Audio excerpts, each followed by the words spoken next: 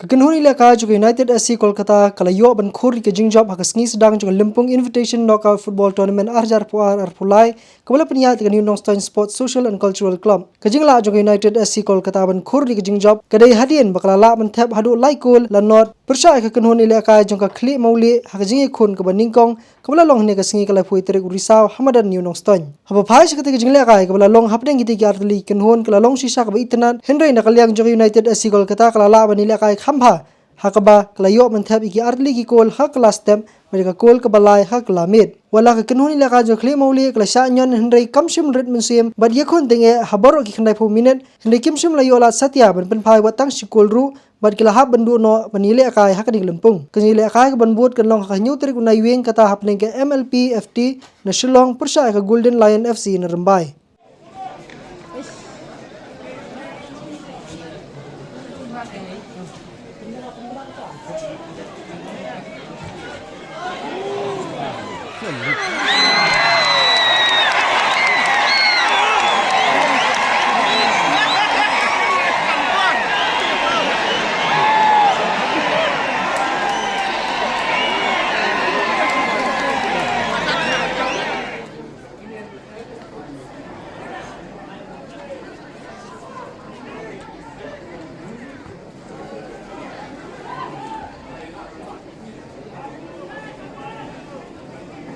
Dulu kalau Fajar itu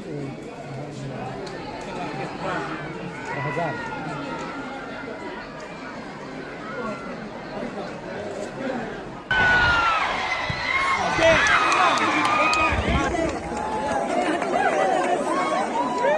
Ina Shari.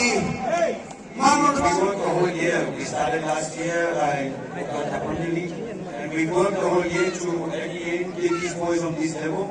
Most of them are still very young also, but they've had the luck to play Santosh Trophy, they had the luck to play national games and win national games. So 6 of the players who are here right now, they got gold medal for national games. So we've been working and we will keep doing the rest of the year the same thing. We will play tournaments here, which we're very happy to be here. But in a couple of days, we got another tournament coming up already also, so our boys keep working the whole year through. And what about you used to play here in Meghalaya? You used to play football in Meghalaya, or is this the first time?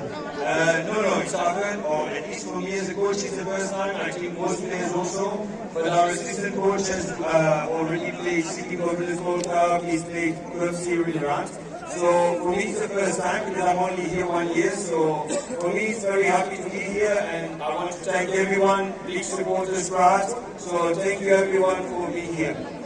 Thank you.